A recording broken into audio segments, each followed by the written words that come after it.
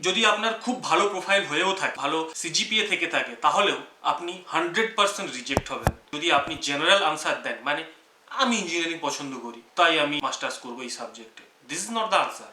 This is all about who you are. So please listen to the video carefully. This section, this SOP section has to be very good and it should be concrete.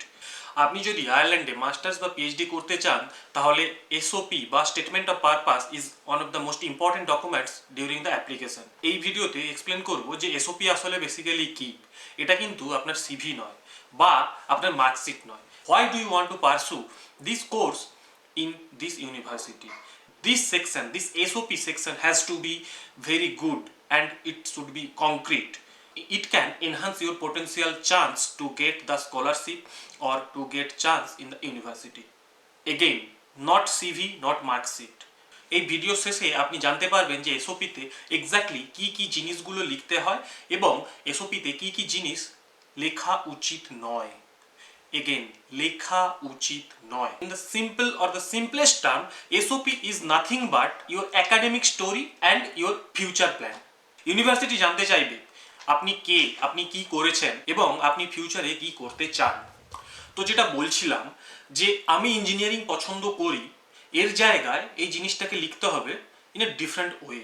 For example, during my bachelor's I had strong interest in spintronics, advance electronic devices and energy efficient computing devices etcetera. মানে আমি এই জিনিসটা বললাম আমার ফিজিক্সের সাবজেক্টের ওপর base করে।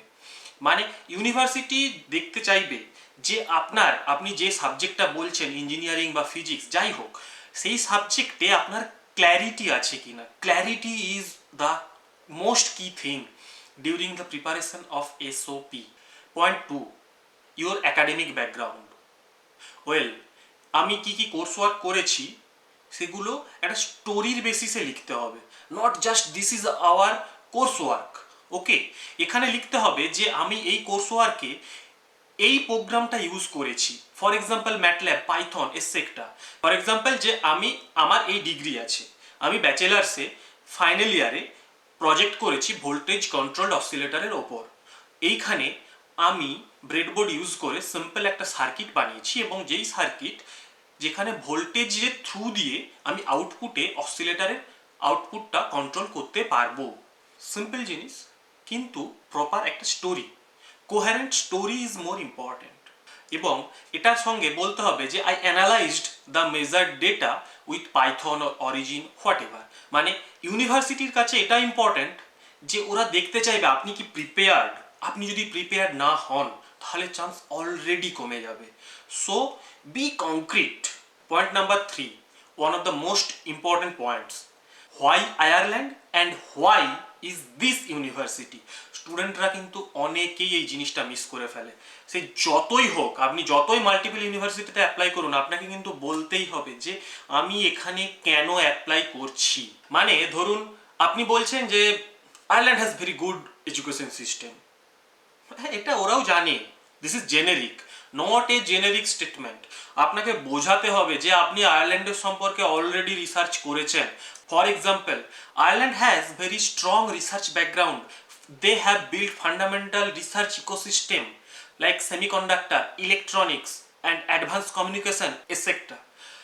Additionally, Ireland has multinational companies, tech giants like Intel, Analog Devices, Google, and many more. And obviously, the Irish University research programs. আপনি যখন এই জিনিসগুলো একটা কংক্রিট স্টোরিতে দেবেন না, তখন ওরা বুঝবে যে আপনি অলরেডি রিসার্চটা করেছেন। মানে আয়ারল্যান্ডের সম্পর্কে, আয়ারল্যান্ডের ইউনিভার্সিটিগুলোর সম্পর্কে আপনি জিনিসটা মানে বুঝে নিয়েছেন এবং তার ফলে কি হবে, আপনার চান্সটা বাড়বে যে হ্যাঁ he is well prepared or she is well prepared. Point number 4, you must have to explicitly mention your career goal এবং জাস্ট নট এ জেনারিক যে I just need a job.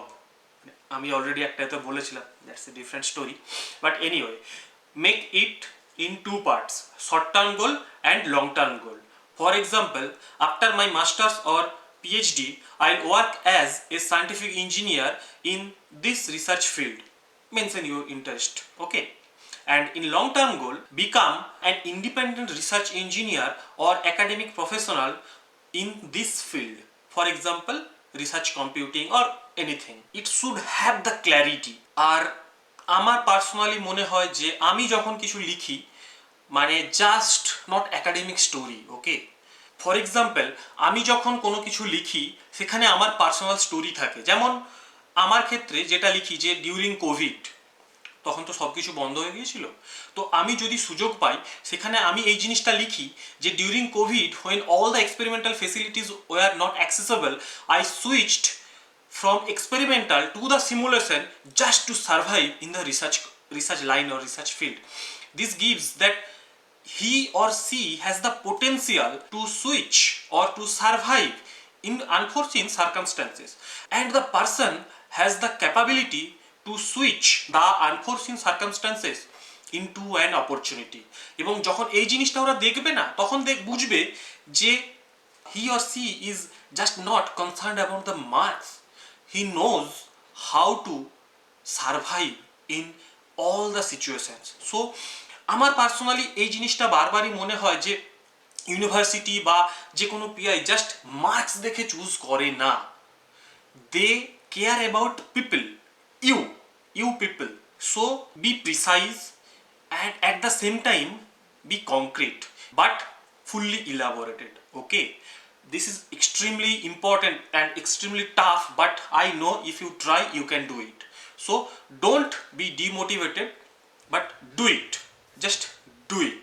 এবং এখানে আমি একটা জিনিস বলবো যে মোস্টলি ব্যাচেলার্স বা মাস্টার্সের সময় সবাই যে মিস্টেকটা করে এসওপিকে সিভির সঙ্গে গুলিয়ে ফেলে। এই জিনিসটা বারবার রিপিটেটিভ মনে হলেও কিছু করার নেই, মানে অনেক ক্ষেত্রে এই ভুলগুলো হয়। আমার ক্ষেত্রে ছিল না, কেননা আমি অনেক দাদার হেল্প পেয়েছি, তারা আমাকে অলওয়েজ বলেছে এই জিনিসটা এইভাবে কর, এই জিনিসটা ওইভাবে কর, মানে জেনেরিক করবি না, অলওয়েজ বলেছে। তো 5টা পয়েন্ট আমি এখানে মেনশন করব।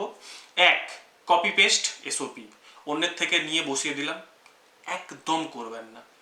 2, generic SOP for all the universities, just name change করলাম ওরকম হয় না, ওখানে একটু সার্চ করে নেওয়া ভালো। আমি এই ফিল্ডে এইখানে এই জিনিসটা বলতে চাইছি, তো এটা না একটা ক্ল্যারিটি দেবে, এসওপিটাকে অনেক স্ট্রং করবে, একটা এই লেভেল থেকে এনহান্স করে দেবে, ওকে। 3, অনেকে সিভিকে জাস্ট কপি পেস্ট করে দেয়, never do that, please don't. আর যখন বলছি যে আমি পার্সোনাল স্টোরি এসওপির মধ্যে থাকতে হবে তখন অনেক বড় করে দেয়।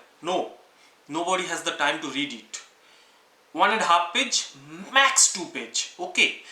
And if you are good enough, if you know how to communicate, then you can do it within 2 page, okay. So this is extremely important, length, please do not make it too long. আর যখন bachelors বা মাস্টার্সে আমরা যখন করছি তখন clarity honestly অতটা থাকা সম্ভব নয়, কিন্তু মাথায় ঢুকিয়ে নিতে হবে what I want to do in my future, that is extremely important. Clear future goal should have to be mentioned in your SOP, statement of purpose. And if you can prepare a good SOP, you will have the opportunity to get the admission and the scholarship both. If you found this video helpful, please do like, share and subscribe. And also please don't forget to mention in the comment that which part you like. Thank you. Till then, bye bye.